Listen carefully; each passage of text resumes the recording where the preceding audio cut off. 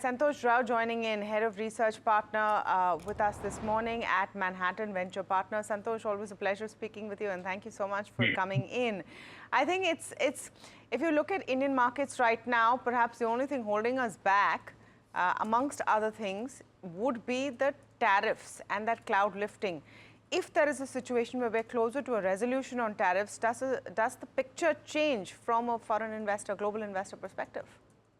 Absolutely. I think that's what's holding people back. We don't know where this is going to end. The worst case scenario is very bad. I mean, they're talking about 100%, 500%. I mean, these numbers are floating around. So there's a lot of threatening going on. But in the end, then both countries know that they need each other. And there will be some kind of a settlement, but there need to be some kind of a face-saving settlement for both, because both have staked their case on the ground. So I think it's going to take some time. But from the way they're talking, things look like they're moving towards some kind of a settlement. So hopefully, let's wait and see what shape it takes. I wouldn't call it done till the last moment, because President Trump has a habit of just ending everything at the last minute.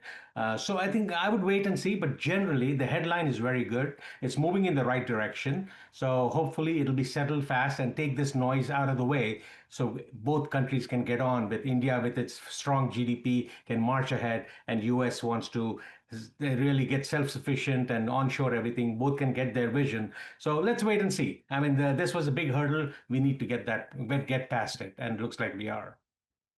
Santosh, hi, morning. So, or evening from where you are. But I'm just wondering about the US markets, right? And here we're talking about now, based on the CPI reading, based on the jobless data and the recent data that we've seen, it's almost a given that we're going to see a rate cut when the Fed meets next. And equity markets in the US, Wall Street is at all-time highs. I'm just wondering about that, because a few murmurs of bubble have been floating around. Especially if you look at the way that Oracle moved on the back of its cloud results. No doubt spectacular, but does it warrant a 43% up move, a 50 times forward earnings multiple? And also the reading that I had of the weightage of the top 5 companies in the S&P 500 hitting 30%. That's the highest, more than the dot-com bubble. What do you think? Yes, there's talk about a bubble, but I don't think we are. Here, there's a fundamental good reason why these 7 companies, or call it 6, or maybe even 5 in some cases, are doing very well, because that's the future. Everything's moving there, and there's so much to that AI ecosystem that there's a lot of, it's not just about chips. There's so many other things that will kind of feed into, will have a domino effect, not domino effect, but will have a tag-on effect into other parts of the economy as well. So I think there is a good reason for that part to go up. But overall, I mean, if you look at the whole thing, you see at the data, labor market slowing, jobless claims going up, you almost feel like the market is just whistling past the graveyard and just looking ahead to the future, where towards the end of the year, we're going to have Trump cuts. We're going to have tax cuts. I mean, Trump's tax cuts that he announced in the Great Bill. And then overall sentiment, the M&A activity picking up, IPO activity, there's a sense of optimism there on the financial side. And these tech and financials are the key drivers of the indexes. So I think we have some good news coming towards the end part of the year. Get this inflation part of inflation talk out and kind of settle it with the rate cuts and all that stuff. But let's wait and see. He's not going to go do more than 25 basis points, because there is inflation and he doesn't want to spike that up. 25 is a given. The whole issue is he going to have 1 more or 2 more after that? I am in the camp of 1 more, but let's wait and see. Santosh, just wondering, sometimes things don't move for years and then they need to make yearly moves in weeks, right?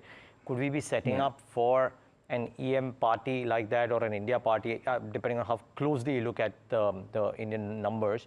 Because it almost seems like it's a culmination of various forces. If in the thaw between India and US, possible thaw, if you will, if it does turn out to be the case, Fed rate cuts, always welcome. And India has been on that forefront of the rate cutting cycle, as well as reforms which may boost consumption. Could all of that play out in a bunched up fashion in the latter half of the year? Yeah, I think so. Everything's going to come together, and that's going to be great because every country needs these things, and little stimulus here, stimulus there.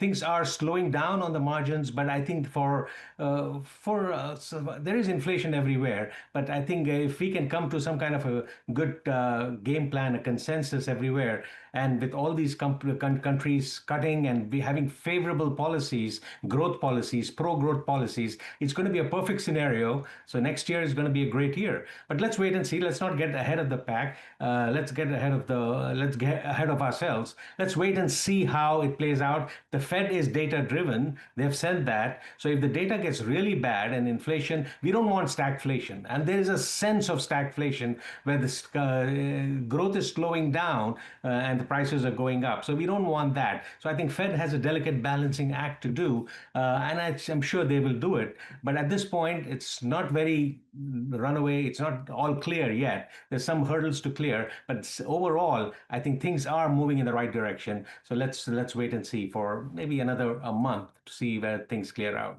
Okay, all right. Santosh, thanks so much. I love the term whistling past the graveyard. I'll think about that a few times today. Thanks so much for taking the time.